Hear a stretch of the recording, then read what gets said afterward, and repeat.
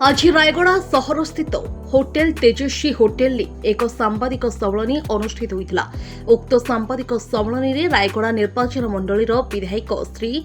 आप्पलास्वामी काड्राका प्रथम थर पर विश्वास गोटे वर्ष पालन करते। विशेषकर आमे प्रत्येक जगार किंबा कौनसी मंचरे सर्वप्रथमे आमे विधायक किंबा मंत्री को पुष्पगुच्छ दे उत्तरीय सम्मान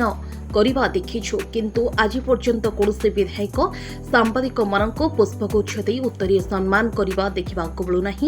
किंतु उक्त सांबादिक सम्मेलन में विधायक श्री आप्पलास्वामी काड्राका करिसेंती एवं विश्वास गोटे वर्षर सूचना पत्र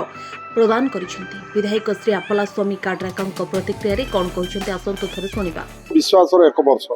मो एक वर्ष पूर्ति मो आज गणमाध्यम द्वारा जनसाधारण को मुझे मो विधानसभा जाऊ जाऊ मोर शिक्षा स्वास्थ्य गमनागमन विशुद्ध पानी और बेकार समस्या को दृष्टि रखी मो कार्य करछे एवं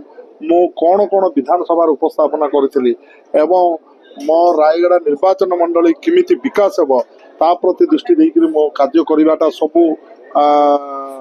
आमर जनसाधारण को मो उपस्थापन करिछि। आउ किमिति आगामी दिन में आउरी उन्नति हेब ता प्रति आम रायगड़ार जनसाधारण मते जनइबे एवं कौन आग को काम करी ताहा मध्य कहिबे बोलिक मु आज सांबादिक सम्मेलन करथिलि। मते जनसाधारण आज निर्वाचन करिसंते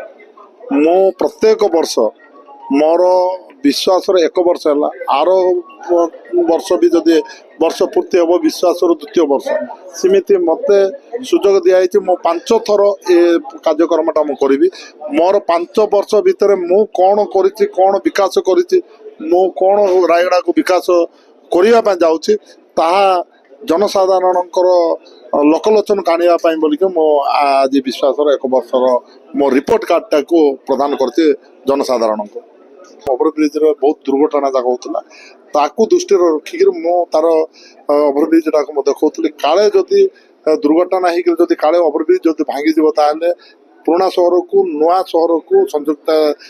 टप हो कोरापुट को ब्रह्मपुर एवं आंध्र प्रदेश को जावाई